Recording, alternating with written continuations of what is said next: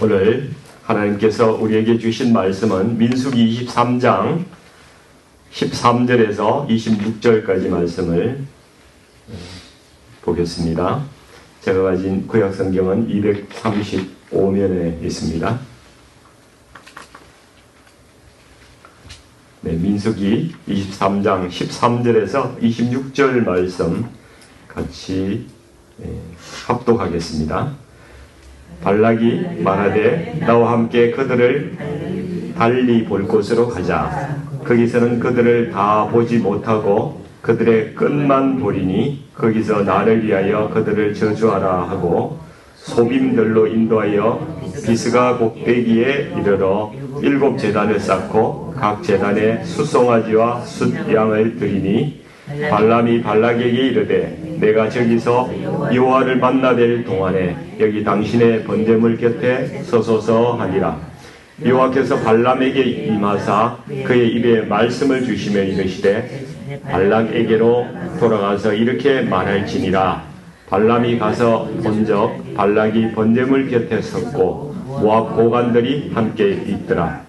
발락이 발람에게 이르되 여호와께서 무슨 말씀을 하시더냐. 발람이 예언하여 이르기를 발락이여 일어나 들을지어다. 십볼의 아들이여 내게 자세히 들으라. 하나님은 사람이 아니시니 거짓말을 하지 않으시고 인생이 아니시니 후회가 없으시도다. 어찌 그 말씀하신 바를 행하지 않으시며 하신 말씀을 실행하지 않으시랴. 내가 축복할 것을 받았으니 그가 주신 복을 내가 돌이키지 않으리라. 야곱의 허물을 보지 아니하시며 이스라엘의 반역을 보지 아니하시는도다. 여호와 그들의 하나님이 그들과 함께 계시니 왕을 부르는 소리가 그 중에 있도다. 하나님이 그들을 애굽에서 인도하여 내셨으니 그의 힘이 들소와 같도다. 야곱을 해할 점술이 없고 이스라엘을 해할 복술이 없도다. 이때 야곱과 이스라엘에 대하여 논할진대 하나님께서 행하신 일이 어찌 그리 크냐 하리로다. 이 백성이 암사자같이 일어나고 숫사자같이 일어나서 움킨 것을 먹으며 죽인 피를 마시기 전에는 눕지 아니하리로다 하매 발락이 발람에게 이르되 그들을 저주하지도 말고 축복하지도 말라. 발람이 발락에게 대답하여 이르되 내가 당신에게 말하여 이르기를 여호와께서 말씀하신 것은 내가 그대로 하지 않을 수 없다고 하지 아니하더이까. 아멘. 오늘 굉장히 재미있는 말씀인데요. 이 말씀으로 우리가 생명력 있는 교회가 되려면 이런 주제로 말씀을 좀 나누기를 원합니다. 제가 어느 목사님 간증을 들은 적이 있는데요. 그분의 어머니는 무당이 전도를 했대요. 무당이 전도를 했대요. 그래서 이 청년 시절에 이 목사님이 예수님을 믿게 됐는데 그 어머니는 날상 전보러 다니고 뭐 산에 바위에 가서 치성 드리고 이러한 분이셨답니다. 그래서 이 목사님이 우리 어머니 살려달라고 매일 새벽에 기도를 했더랍니다. 근데 기도하면 마귀도 또 열을 내가지고 더 역사를 강하게 하죠. 그래서 어느 날 이 어머니가 네가 예수를 믿기 때문에 거기서 너를 떼어내려면은 큰 굿을 좀 해야 되겠다. 그래서 치악산으로 이제 들어가셨대요, 이분이. 근데 치악산에 가서 거기서 하룻밤을 자는데 치악산 무당이 그 어머니에게 내일 굿을 해봐야 굿발도 안 먹힐 것 같으니까 너는 그냥 아들 따라 교회로 가라. 그렇게 이야기를 하더래요. 왜냐하면 무당이 밤에 잠을 잤는데 자기가 섬기는 큰 신이 나타나가지고 저 사람은 우리가 감당이 안 되니까 교회로 가라고 이야기를 해라. 그렇게 꿈에 귀신이 이야기를 하더랍니다. 그래서 그 어머니가 교회 다니기 시작해가지고요. 지금은 권사님이 되셨대요. 참 은혜로워요. 그죠? 무당이 무당이 전도를, 우리는 잘 전도 못하는데 무당이 전도를 이렇게 하는 거예요. 하나님이 움직이시면은 귀신도 복종하는 거예요. 예. 이 발람이 어떤 사람입니까? 이방 신을 섬기는 예언자라고 나와 있죠. 뭐 그런데 지금으로 이야기하면 무당인 거예요. 무당.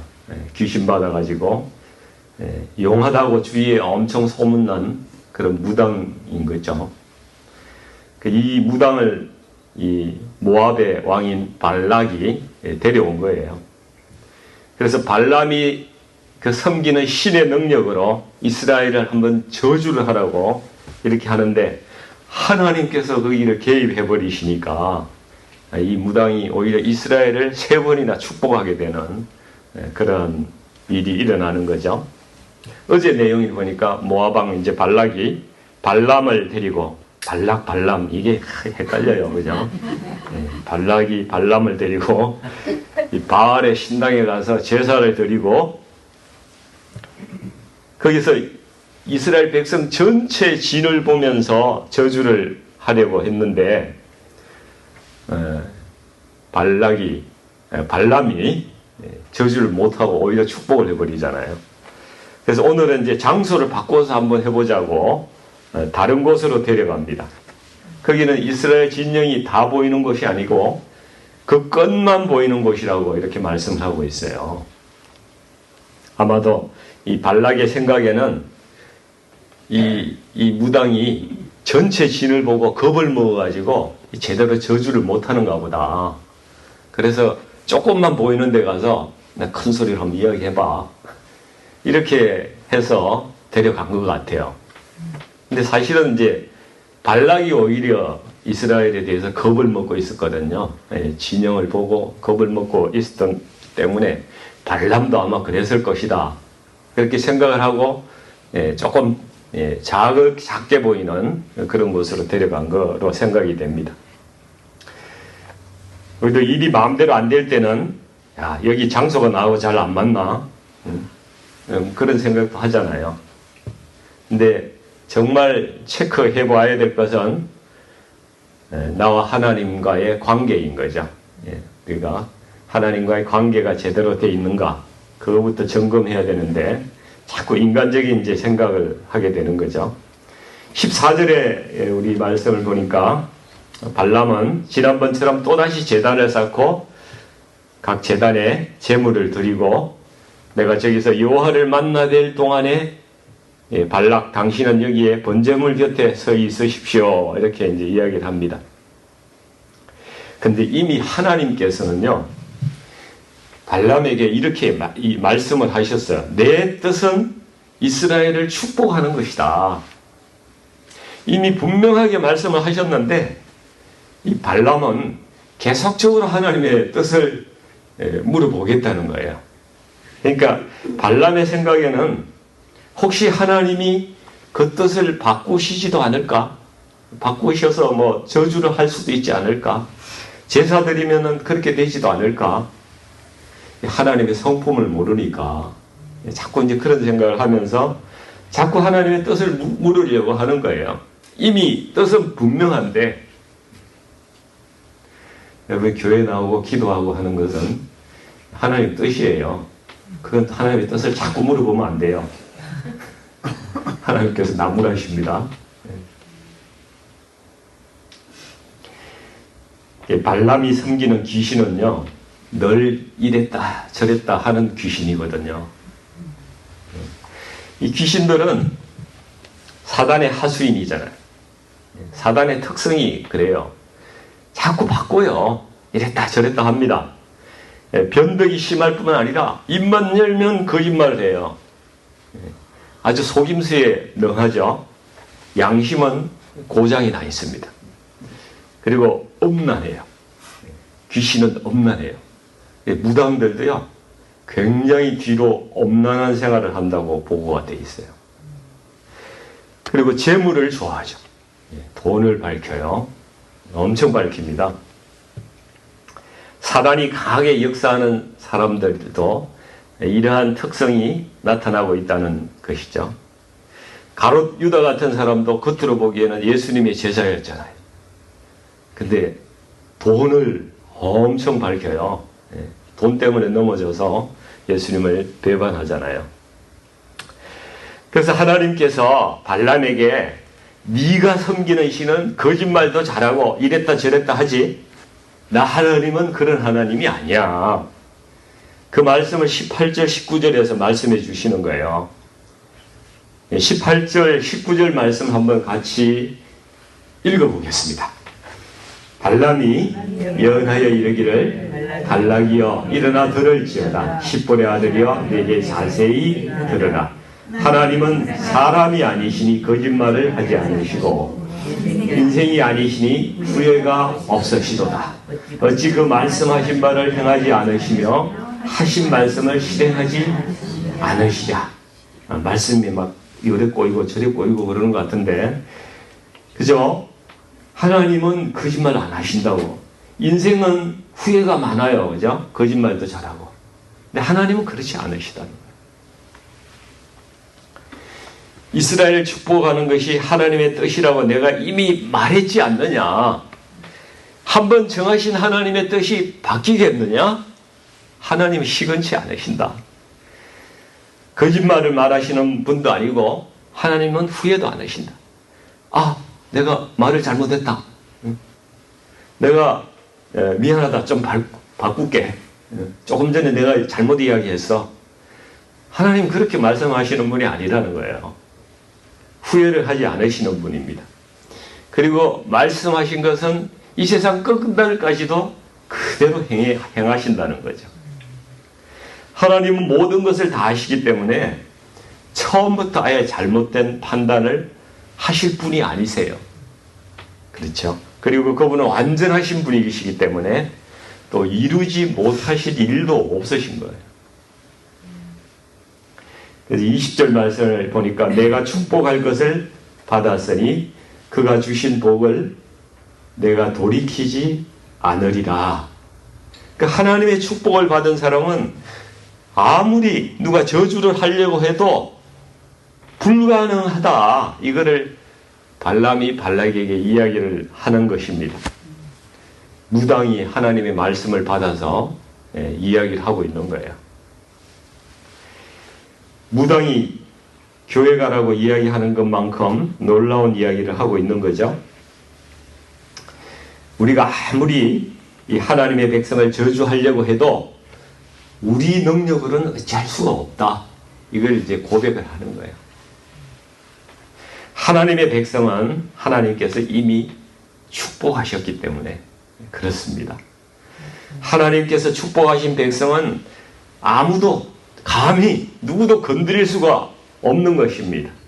그래서 하나님의 백성으로 살아가는 사람에게는 주님께서 이른 비, 늦은 비, 때를 따라서 돕는 은혜를 베풀어 주시는 거예요. 근데 정말 진짜로 내가 하나님 안에 거하고 하나님의 백성으로 살아가야 되는 거죠.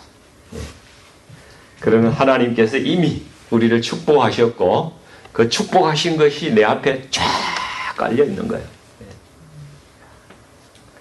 21절 말씀을 한번 같이 보시겠습니다. 야곱의 허물을 보지 아니하시며 이스라엘의 반역을 보지 아니하시는도다. 여호와 그들의 하나님이 그들과 함께 계시니 왕을 부르는 소리가 그 중에 있도다. 예, 야곱은 이스라엘을 가리키는 거죠. 예, 야곱은 이스라엘을 가리킵니다. 하나님의 백성도 때로 반역도 하고 허물도 있죠. 죄를 짓고 허물 가운데 있을 수 있지만은, 그런데 하나님께서는 자기 백성의 허물과 반역을 보지 않으신다는 거예요. 우리를 용서하시는 예수님 때문에, 우리를 용서하시는 하나님의 은혜와 사랑이 더 크기 때문에 그렇습니다. 우리를 사랑하시기 때문에 죄인들을 위해서 당신의 아들을 내어주시고, 죄와 허물은 예수님께서 대신 담당해 주시고 우리를 늘 용서해 주시는 하나님이시라는 거죠. 그래서 우리가 할 일은 이 왕이신 예수 그리스도의 통치하심을 감사하고 늘 그분의 이름을 찬양하는 거예요. 감사하고 찬양하면 됩니다. 22절, 24절까지 발람이 이스라엘 백성을 계속 축복하는 내용이 나와요. 이스라엘 백성에 대해서 들수와 같다. 힘이 있다는 거예요. 숫사자, 암사자 같이 용기 있고 힘이 있다고 이야기합니다. 하나님이 함께 하시니 그 사람들, 이스라엘 백성에게 힘이 있는 것이죠. 그리고 점술과 복술도 이스라엘 백성에게는 먹히지가 않는다. 이렇게 발람이 고백을 하는 것입니다.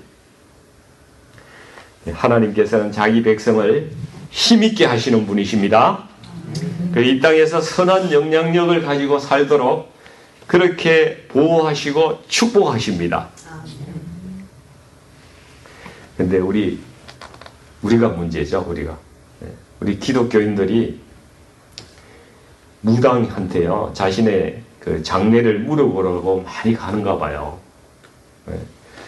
무당을 하다가 하나님께 돌아온 사람이 고백하는 그 간증이 있는데, 자기 고객의 20%가 기독교인이었대요. 와, 여러분 놀라지도 않네요. 캘리포니아는 어떤지 아세요? 제가 크리스천 투데이 기자가 쓴 글을 보니까 실제로 이 사람이 무당집에 찾아가서 이야기를 했는데, LA 카운티의 한 무당이 자기를 찾는 사람의 90%가 기독교인이래요. 자기 고객의 90%가 기독교인이랍니다. 어떻게 하면 좋습니까? 재미삼아 오는 사람도 있고, 실제로 많은 사람이 자기의 행복과 불행의 미래를 알고 싶어서 찾아온다는 거예요. 하나님께 묻지 않고 무당에게 물으러 온대요. 더 충격적인 것은 선교지를 나가려고 하는데 어디를 가야 고생을 덜 할지 이렇게 물어보러 오는 목사가 또 있었답니다. 이번엔 좀 놀라시네요. 무당이 이렇게 이야기를 하더래요. 기독교는 남을 사랑하고 베푸는 종교 아닙니까? 저는 그렇게 알고 있습니다. 근데 저한테 찾아오는 사람은 전부 다 한결같이 자기 잘 살려고 자기 번영을 위해서 그런 사람들이라는 거죠. 기독교인들이 그런 겁니까? 굉장히 씁쓸한 이야기를 거기에 써놨더라고요. 여러분, 그런데 정말 하나님께 자신을 다 맡긴 크리스찬은요, 점집에 가서 점을 봐도요, 점괘가 안 나온대요. 안 나온다고 이야기를 했어요, 무당이. 제가 지난번에 한번 말씀드렸잖아요. 팔자 위에 십자가 있다고. 팔자 위에 십자가가 있다니까요. 엉터리 신자 말고요, 진짜 그리스도인은 성령께서 함께 하시기 때문에 점술과 복술이 통하지 않는 거예요. 우리는 하나님께 붙들린 사람들입니다. 그래서 25절, 26절 말씀에 발람의 입에서 이래도 축복, 저래도 축복, 이 축복의 말씀밖에 안 나오니까 이 발락이 짜증을 내죠. 야, 그들을 저주하지도 말고 축복하지도 말라. 화를 내면서 이제 그렇게 이야기를 합니다. 우리 성도님들 진심으로 다른 사람들을 축복해 보신 적이 있습니까? 인사할 때 우리가 축복합니다 뭐 이렇게 이야기를 하지만은 정말 내 진심을 담아서 다른 형제들을 축복하고 계십니까? 세상은요, 제가 살아보니까 남을 축복하는 말을 잘 안 해요. 하더라도 굉장히 가식적이에요. 마음에 없어요. 저주는 안 하더라도 조금이라도 잘못이 있으면은 그걸 그냥 콕 꼬집어가지고 정죄를 하기는 데는 아주 능하죠. 작은 것이라도 그냥 넘어가는, 이렇게 품어주는 그런 것은 참 없고요. 그렇습니다. 말로 상처를 많이 주죠. 그 사람이 굉장히 자기 중심적이고 자기 과시적이에요. 그렇게 생각지 않으십니까? 저 스스로를 돌아봐도 그런 것 같아요. 우리가 본 어게인 크리스찬, 정말 거듭난 크리스찬이 된다는 것은 인간이 자기 중심성을 벗어나는 것이라고 그렇게 생각합니다. 그래서 나를 벗어나서 하나님 관점에서 하나님의 중심으로 변화하는 것이 저는 거듭나는 것이라고 그렇게 생각을 합니다. 하나님의 마음을 알고 닮아가는 내적인 변화가 내 마음 가운데 일어나는 거예요. 하나님의 마음이 무엇입니까? 오늘 말씀 보시니까 하나님은 축복하는 분이시잖아요. 그 백성을 축복하십니다. 허물과 죄가 있지만은 그들을 축복하시고 용서하시는 분이라는 거죠. 하나님은 죄를 싫어하십니다. 의로우신 분이시기 때문에 그렇죠. 그리고 하나님은 사랑하십니다. 용서하고 복을 주시고요. 참된 위로를 주시네요. 제가 요즘에 시편을 아침에 계속 읽고 있는데 시편 109편 17절 18절 말씀이 눈에 들어옵니다. 제가 한번 읽어드리겠습니다. 또 저주하기를 좋아하더니 그것이 자기에게 임하고 축복하기를 기뻐하지 아니하더니 복이 그를 멀리 떠났으며 저주하기를 옷 입듯 하더니 저주가 물같이 그의 몸속으로 들어가며 기름같이 그의 뼛속으로 들어갔나이다. 와, 저주하고 악담을 하니까요, 그에게서 복이 멀리 떠났대요. 그리고 그 저주를 한 사람에게 임해버렸다고 말씀을 하고 있는 거예요.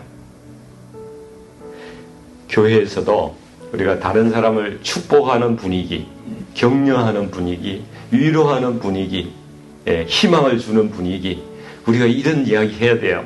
이렇게 하지 않으면요, 교회가 냉랭해지고요, 정죄하고 그렇게 되면은 점점 더 교회는 생명력이 없는 교회가 되고 마는 거예요. 은혜가 바닥이 되어버리는 거예요. 우리가 그래서 언어를 바꿔야 돼요. 우리의 말을 바꿔야 됩니다. 하나님은 자기 백성을 축복하시려고 하시지 절대 저주하는 것을 허락하시는 분이 아니라는 사실을 우리는 이 말씀을 통해서 알 수가 있는 거예요. 발람이 저주하는 거 허락지 않으시잖아요. 근데 하나님이 축복한 사람을 내가 정죄하고 악담을 해보세요. 하나님께서 기뻐하시겠어요? 마음이 엄청 안 좋으신 거예요. 우리가 입술로는 축복하면서 마음으로는 그렇지 않은 가식이 없어졌으면 좋겠습니다. 오늘부터 우리는 성령으로 정말 마음을 새롭게 함으로 변화를 받아서 예수님의 마음 가지고 진심으로 형제를 축복하는 그 훈련부터 시작을 한번 해보자고요. 만나면 진심으로 축복하는 거야. 복을 빌어주고 격려해주고 위로해주고 사랑해주고 좀 부족해도 그것을 안아주고 힘을 주는 그런 저와 여러분 되시기를 주님의 이름으로 축원드립니다. 우리 같이 기도하겠습니다.